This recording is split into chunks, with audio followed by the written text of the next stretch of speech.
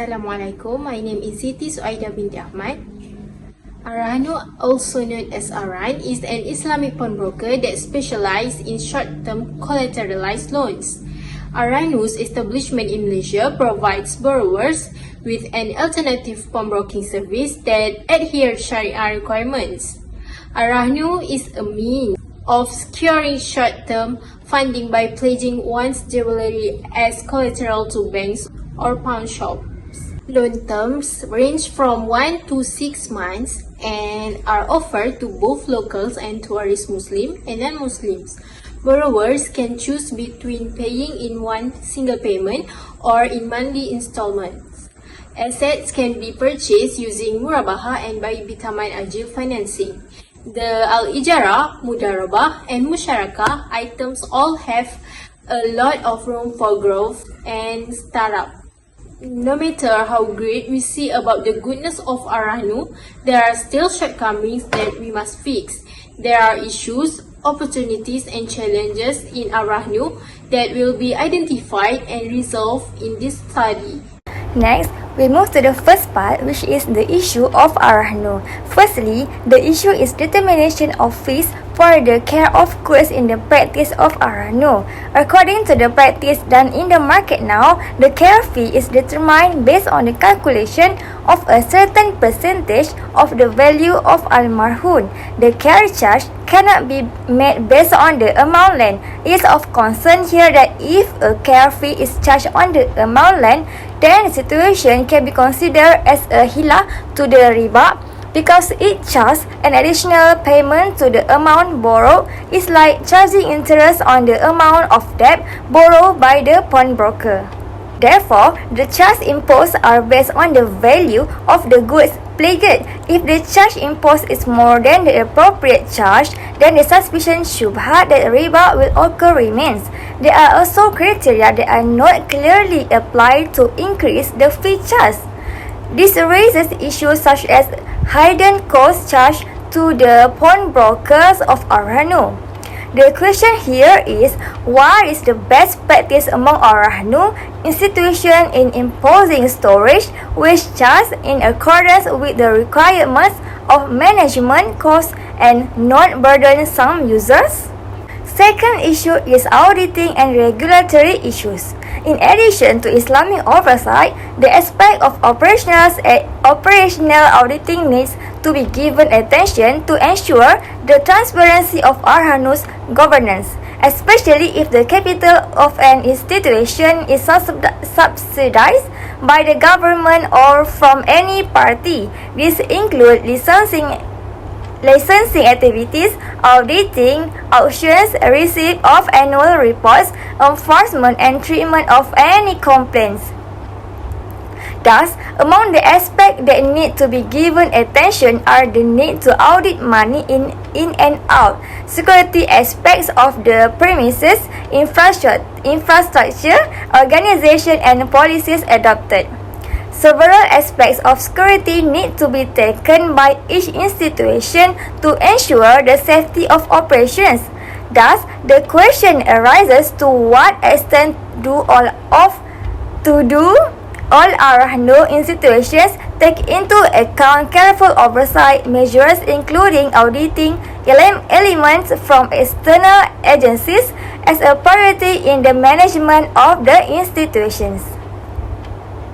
Alright, there are another few issues occur, such as conflict in the essence of the combined contracts.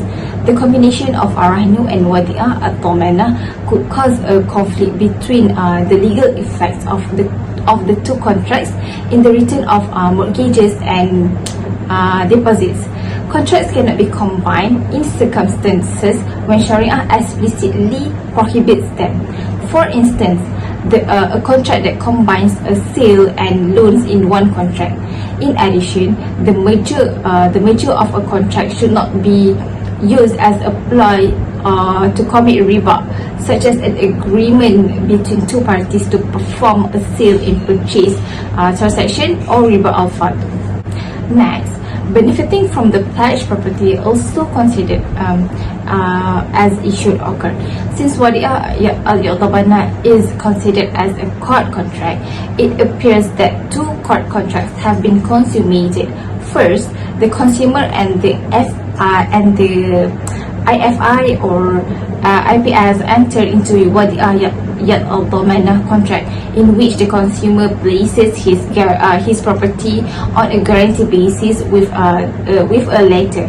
Second, a court contract is made between the IFI or IPS and the consumer, where the former lends the money to the latter. Since both parties lend to each other, this agreement has the effect of balancing the debt. I will explain about the opportunities. The first one is assets given to the lender will be returned once the loan has been paid off. Assets pledged to the financial institution will be returned to the customer once the financial institution has received payment for the amount lent plus a savings fee. Second, assets will be sold if unable to pay and the amount is excess of the amount borrowed, as well as rental payment will be returned to the customer. The goods will be auctioned at the market value of gold as the reserve price if the consumer defaults and is unable to repay the amount borrowed. After deducting the amount borrowed and paying the associates cost, the customer will be handed the remaining balance. The third one is, since the products assigned are gold, the value will be constant and gold value change will be unpredictable. The pledged assets are various grades of gold. Because gold's value changes, it is more stable than other assets such as houses or automobiles. Next, no interest is charged. There is no risk from interest rate fluctuation as the facility is not linked to interest rates. Processing fees and saving fees are the financier's primary sources of income. Last but not least, contribution to the community welfare system to avoid unfair mortgage. If the owner wants to redeem the products, he will have to pay significantly more than the original pledge amount. The goods valuation is similarly subjective as it is based on the pawn shop's valuation rather than their true value. The Rahnu facility allows the owner of the products to obtain funds while also redeeming the assets for the amount borrowed by paying a storage fee. So for the next is Rahnu challenges. Rahnu institution has been established for 24 years ago, and since then there are a lot of challenges and obstacles that this institution has been faced. Among them are challenges in expert competition with commercial pawnbroker, challenges competition in between Rahnu institution, challenges of promoting Syariah-based service, issue of gold converting and technological efficiency challenge, capital constraints and challenges in work skill and integrity workforce. So for the first one, in challenges in expert competition with conventional pawnbroker, as we know, conventional pawnbroker has already established earlier than Rahnu. By then, it was already many attention to trust on them. The next one is challenges competition in between Rahnu institution. As a customer, they will choose the service that can ease them, like the short-term payment with lowest price or low charge and no more. So for the third one is challenges of promoting Syariah-based service. Rahnu institution promote their product or services by using a religious approach to streamline the services offered. And the fourth one is issue of gold converting and technological efficiency challenges. Gold converting is an issue that is often mentioned by the institution of Rahnu, and this situation is not addressed as best as possible. It will cause huge losses to this institution.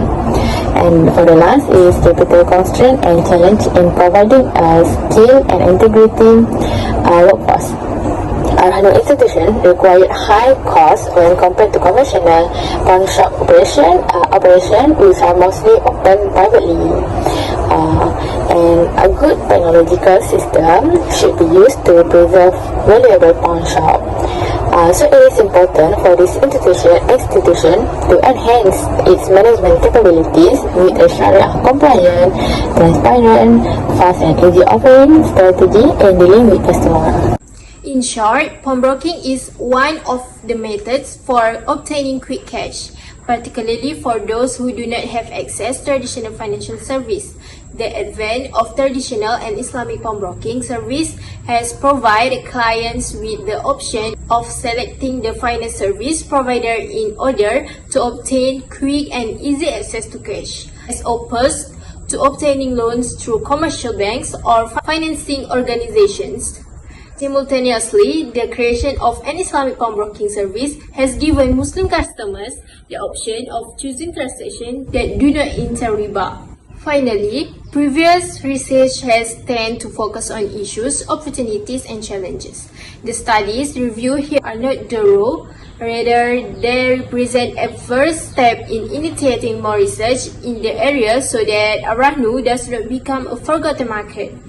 The study's flaw is that it relied on a small number of empirical investigations.